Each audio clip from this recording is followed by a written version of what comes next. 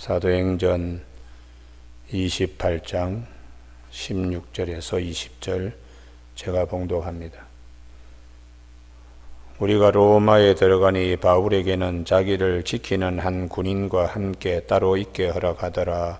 사흘 후에 바울이 유대인 중 높은 사람들을 청하여 그들이 모인 후에 이르되, 여러분 형제들아, 내가 이스라엘 백성이나 우리 조상의 관습을 배척한 일이 없는데 예루살렘에서 로마인의 손에 죄수로 내준 바 되었으니 로마인은 나를 신문하여 죽일 죄목이 없으므로 석방하려 하였으나 유대인들이 반대하기로 내가 마지 못하여 가이사에게 상소하며 내 민족을 고발하려는 것이 아니니라.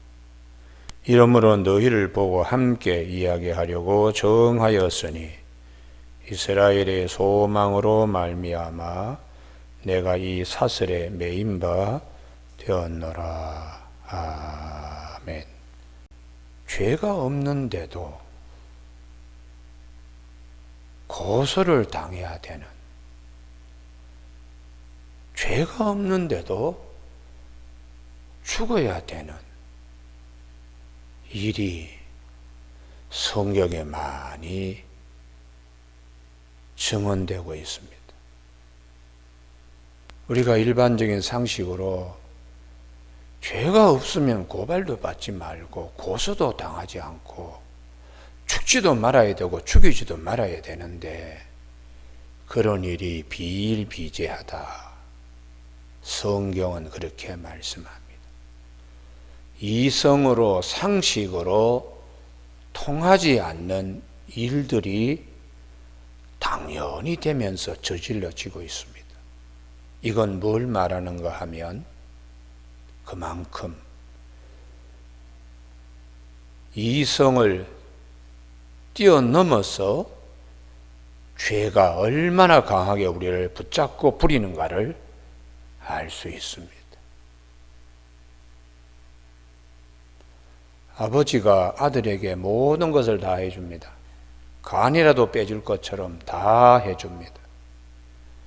그런데 교회 갔다 왔다고 골프채로 아이의 머리를 피가 나도록 때리는 아버지가 있습니다. 이성적으로는 그게 어떻게 교회 갔다 온 죄를 지은 것도 아닌데 그만큼 죄라는 것이 이성을 뛰어넘어서 역사하기 때문입니다. 그래서 하나님께서 우리의 이성을 뛰어넘어서 도저히 죄인을 사랑할 수 없는데 죄인을 사랑하셔서 아들을 십자가상에 내어주시는 그 사랑, 이성을 뛰어넘는 하나님의 사랑이 우리에게 대척점에서 우리에게 부어주신 은혜이기 때문에 사도 바울은 이 하나님이 우리에게 주시는 은혜의 감격을 로마서 5장 8절에서 우리가 아직 죄인 되었을 때에 그리스도께서 우리를 위하여 죽으심으로 하나님께서 우리에 대한 자기의 사랑을 확증하셨느니라. 이건 빼도 박도 못하도록 이랬다 저랬다 하는 것이 아니라 아주 분명한 사실이다. 이렇게 말씀해 주고 있습니다. 사도 바울의 경우는 당신 자신이 죄 없는 사람을 죽였습니다. 사도행전에서 사도행전 7장 스데반의 설교 가장 긴 장입니다.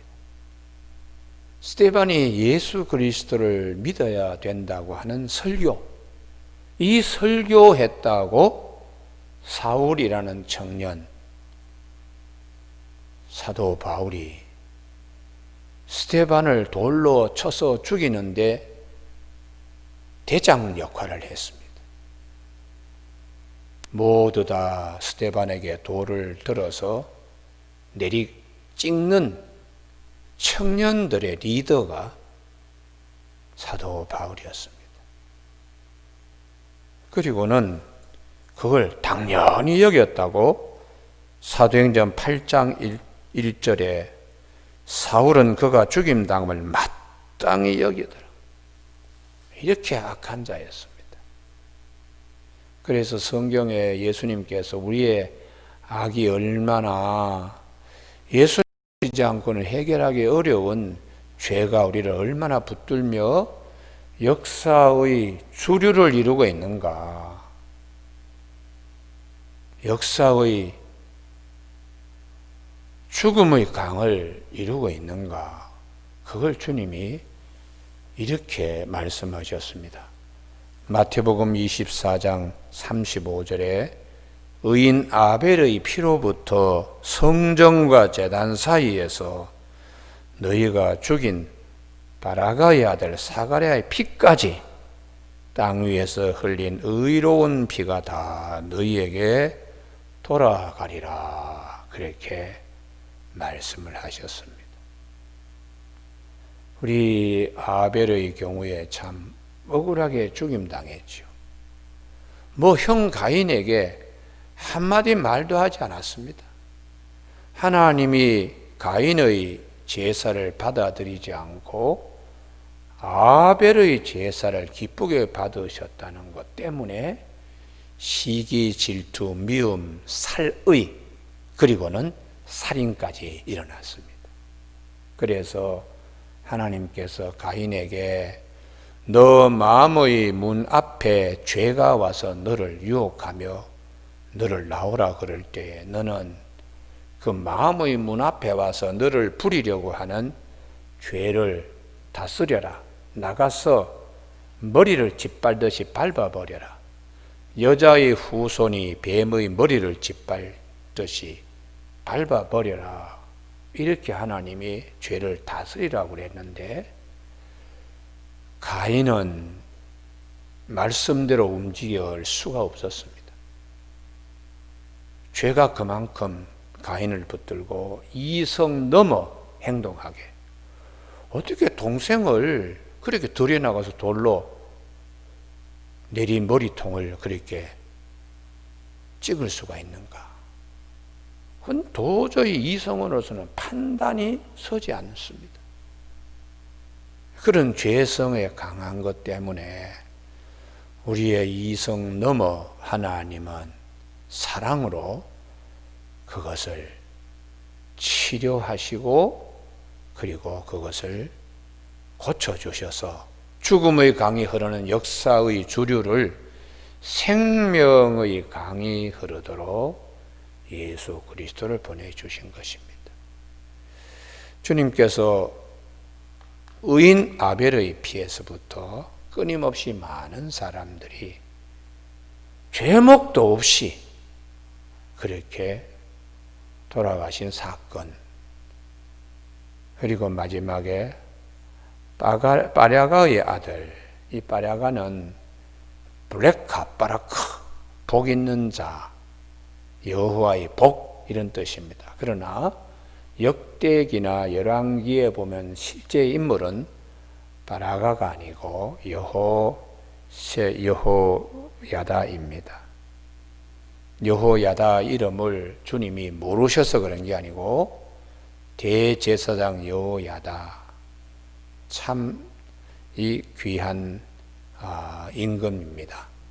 우리는 구약 성경에 그 북이스라엘에서 잘못 시집온 며느리가 있었습니다. 이세벨이 아합과 결혼함으로 남쪽에 이제 그 낳은 딸이 아달랴가 있었는데, 이 아달랴가 남쪽에 유대 왕 집안의 며느리로 들어왔습니다. 종교와 신앙이 아주 잘못된 자가 들어오므로 유다 임금의 왕족의 씨가 말라지는, 그래서 이 아달랴가 이스라엘의 왕자의 씨를 진멸할 때에 고모 여호셰바가 고모부 여호야다와 함께 성전의 그 어린 아들 요아스를 유모와 함께 6년 동안 숨겨서 길렀습니다. 그때 아달랴의 폭정은 이루 말할 수 없었어요. 그래서 그 고모와 고모부가 이 어린 요아스가 7살 될 때에 반정을 일으켜서 임금으로 세웠는데, 고모부 대제사장 여호야다가 살아생전에는 요아스가 꼼짝을 못했습니다. 돌아가시자마자 이분이 130세를 살았는데, 돌아가시자마자 주변에 있는 사람들이 우리도 국제화 시대에 농업신도 섬기고 비신도 섬겨야 되고 풍요 다산을 우리가 목표로 하려고 그러면 우리 하나님을 섬기는 것이 아니고 저 바알과 아세라를 섬겨야 됩니다. 그러니까 이 요아스가 그러지. 그래서 그의 고종 사촌인 스가랴가 나가서 임금님, 이 일은 바른 길이 아닙니다 했다고 그를 돌로 쳐 죽인 겁니다. 죄목이 없는데도 하나님 바로 섬겨야 된다는 바른 소리 했다고 그를 성전에서 돌로 쳐 죽였습니다. 우리는 이런 사건들을 사도 바울의 경우에도 거듭나지 아니하니까 죄가 그를 붙들고 온갖 악한 일을 당연한 것처럼 여겼습니다. 예수님께서 죄가 없으신 분인데도 오셔서 배척도 많이 받으시고, 심지어는 망나니 로마의 병사의 그 채찍에 창에 칼에 주님께서 죄가 없으신데도 피를 흘리시고 돌아가셨습니다. 사도 바울이 그것을 깨치고는 참 모든 사람이다.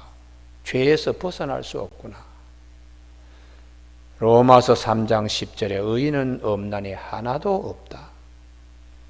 하나도 없다. 모든 사람이 다 죄를 범하였으며 하나님의 영광에 이르지 못하더니 그리스도 예수 안에 있는 속량으로 말미암아 십자가의 죽으심과 피 흘림으로 우리의 죄값을 지불한 것, 속량으로 말미암아 하나님의 은혜로 값없이 의롭다 하심을 얻은 자 되었다고 그렇게 로마서 3장 23절에서 말씀합니다.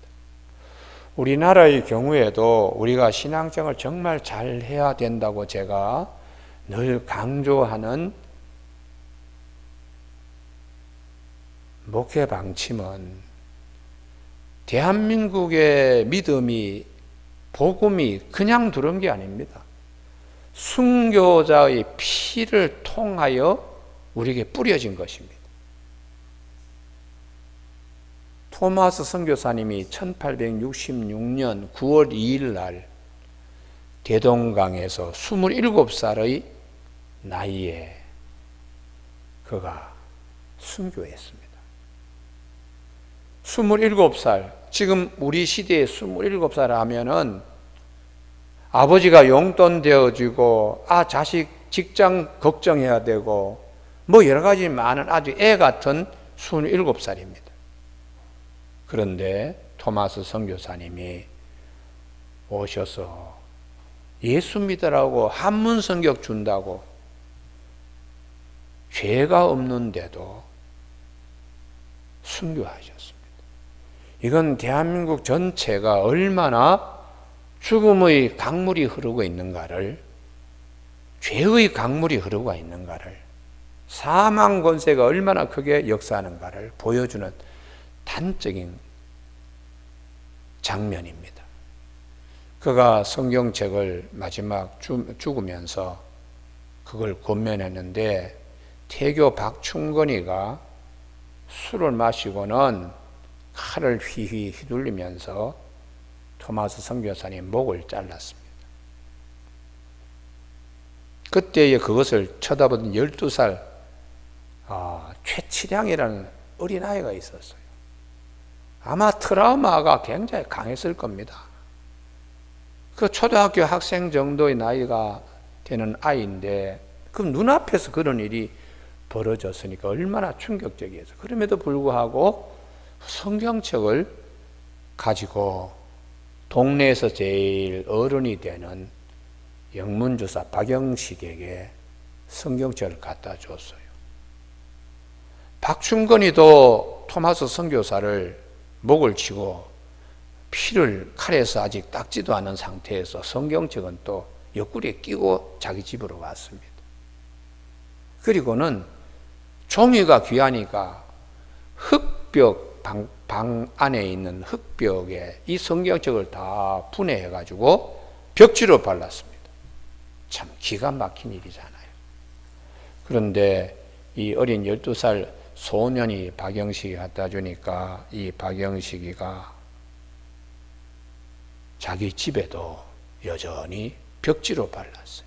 종이가 부족하니까. 없던 시대고 귀한 시대니까요. 그런데 이 영문주사 박영식 이 집에 그 칼로 휘든 박충건이 조카가 와서 보니까 벽지에 그 귀한 한문 말씀이 자기를 가슴에서 팍 이렇게 그냥 충격을 주는 거예요.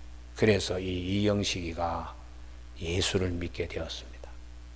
그가 평양의 숭실 전문학교를 졸업하고 한국 성서 번역위원으로 최초에 그분이 선교사들과 함께 성경 번역에 참여를 했고요. 또 12살 되는 어린 소년의 최철항이라고 하는 아이에게 성경책 3권을 자기 집에 도배를 했던 그 박영식이는 나중에 그 집이 널다리 교회가 됩니다. 그리고 철없이 토마스 선교사 목을 쳤던 박충건은 회개하고 나중에 안주교회의 영수가 되는, 지금 말하면 안수 집사입니다.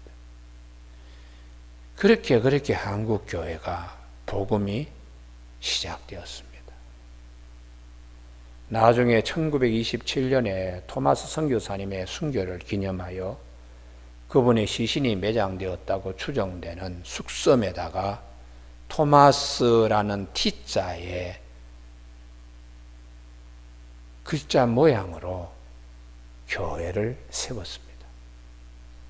이북에 다녀온 목사님들에 의하면 지금은 그 토마스 기념교회가 없어지고 흔적 없이 사라졌다고. 물론 북쪽의 공산주의가 그걸 다 철거를 했지요. 그래서 우리의 앞으로 통일이 된다면 우리가 다시 토마스 선교사님 1927년에 기념교회 세웠던 그날 1000명이 모여서 예배를 드렸습니다. 1000명이 모여서 토마스 선교사님 기념교회 그걸 기공식을 했던, 그래서 우리가 다시 언젠가는 가서 그 기념교회를 다시 재건해야 되지 않겠나 그럽니다. 사도 바울이 그가 로마에 와서 하는 얘기가 로마 법에는 내가 조금도 잘못한 것이 없다. 죄목이 없다. 그런데 우리 유대인들이 나를 고발해서 내가 시저의 재판 법정 앞에 지금 이르게 되었다고. 이렇게 왜 하필 동족 유대인들이 그렇게, 로마인은 풀어주려고 그러는데 동족 유대인들은 끝까지 그를 죽이려고, 사형에 처하려고 하는가. 이게 이제 죄의 본성이죠. 죄의 본성. 우리가 오늘 아침에 가장 가까운 자가 나를 힘들게 합니다. 가장 가까운 자는 우리 안에 있는 겉사람입니다. 겉사람. 육에 속한 사람. 영에 속한 속사람, 성령으로 거듭난 자를 가장 힘들게 할 때가 있습니다. 주님의 일을 할 때에 이 일이 정말 소중하다고 생각하면 꼭 다른 핑계거리가 찾아옵니다. 그래서 자꾸 우리에게 죄에 얽매이도록 죄의 종이 되게 자꾸 부리려고 할 때에 우리가 영적으로 잘 분별할 수 있어야 돼요. 제가 세종대학 교수를 관둘 때에 목사님들 100명 가운데 99명은 왜 대학 교수를 버리고 그 작은 상가교회, 교회 건물도 없습니다. 한 40명 되는 안마시 있을 수 있는 그런 교회 가려고 그러느냐. 100명이면 100명이 다 말렸습니다. 한 분만이 잘 결정했다고. 그분이 김진홍 목사님이었어요. 제가 그래서 김 목사님께 참 고맙게 여기는 것도 다른 분하고 다르게 영안이 열려 있더라고요. 우리가 하나님의 일을 하는 것이 쉽게 세상도 한 손으로, 황금도 손에 잡고, 권력도 한 손에 잡고, 명예도 한 손에 잡고, 또 하나님의 일도 하겠다 그러면 죽도 밥도 되지 않습니다. 버려야 합니다. 왜냐 그러면 죄의 강물을 생명의 강물로 바꾸기 위해서는 죄의 강물과 생물의 강물을 같이 섞어서 죄의 강물을 정화시킬 수가 없기 때문입니다. 사도 바울이 나중에 깨칩니다. 그래서 디모데전서 1장 15절에 내가 참 죄인의 개수였다. 고린도전서 15장 10절에 나의 나된 것은 하나님의 은혜라고 이렇게 고백하고 있습니다. 오늘 새벽기도 나오신 우리 교우들에게 우리 세상이 얼마나 악한가 거기에 자기를 예외로 두지 않기를 바랍니다. 우리 모두가 얼마나 악한가. 예수 그리스도의 은혜가 없으면, 예수 그리스도의 사랑이 없으면, 하나님의 사랑이 없으면, 그래서 사도 바울이 이 고백을 하면서 로마 사람들은 나를 풀어주려 하는데 유대인들이 나를 고발한다고 이럴 때에 두 가지 찔림이 아마 있었을 겁니다. 하나는 스데반을 죽일 때 자기가 어떤 사람이었다는 것을, 그리고 예수님을 우리가 어떻게 죽였는가, 유대인들이 어떻게 했는가를 너무 잘 알기 때문에 이제 내일 아침에 우리가 살펴볼 것인데 동족 유대인들에게 설교를 이제 합니다. 로마에 가서 설교했더니 거기 일부는 수긍을 하고 일부는 고개를 젓고 갑니다. 복음 앞에서 사람들의 행동이 두 가지로 나타나는 것을 볼 수 있습니다. 오늘 아침에 우리의 이성을 뛰어넘어서 죄가 얼마나 우리를 부리는가, 사도 바울은 로마서 6장 13절에 너희 지체를 죄에게 무기로 내주지 말아라.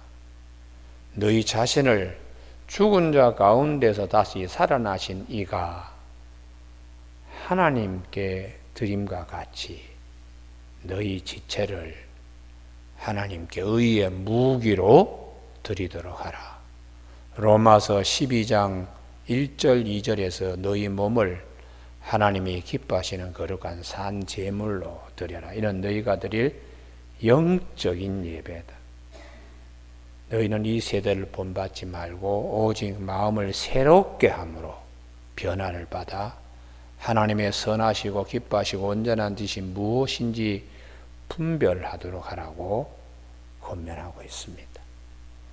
오늘 아침에 우리 모두가 죄 없으신 그분이 오셔서 우리를 구원하기 위하여 대신 십자가에 피를 흘리시고 죽음으로써 우리를 건지신 주님의 은혜를 마음 큰 곳에 모시기를 바랍니다.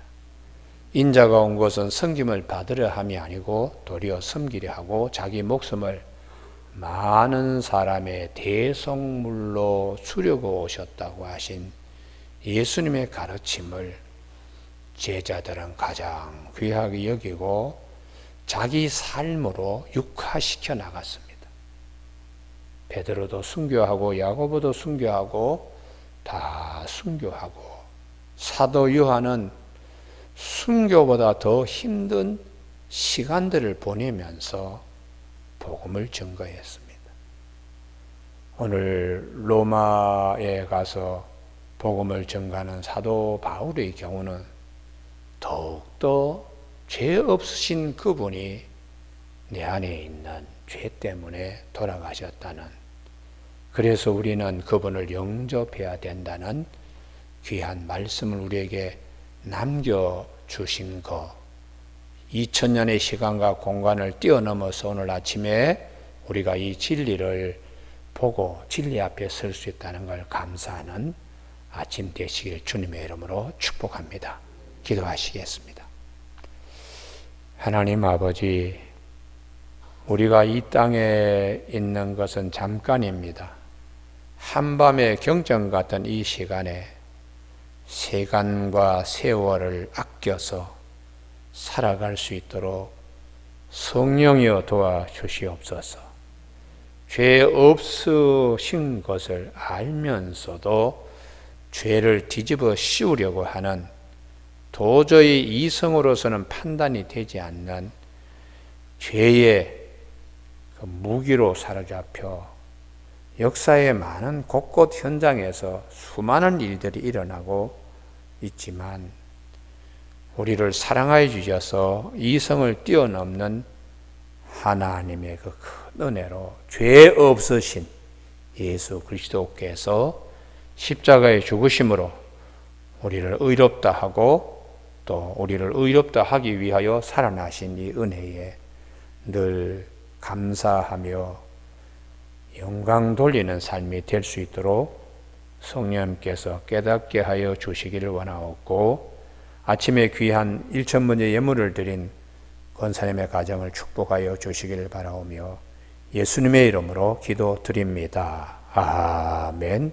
하늘에 계신 우리 아버지, 아버지의 이름을 거룩하게 하시며 아버지의 나라가 오게 하시며 아버지의 뜻이 하늘에서와 같이 땅에서도 이루어지게 하소서. 오늘 우리에게 이루어갈 양식을 주시고 우리가 우리에게 잘못한 사람을 용서하여 준 것 같이 우리 죄를 용서하여 주시고 우리를 시험에 빠지지 않게 하시고 악에서 구하소서. 나라와 권능과 영광이 영원히 아버지의 것입니다. 아멘. 조용히 기도하시다가 돌아가시기 바랍니다.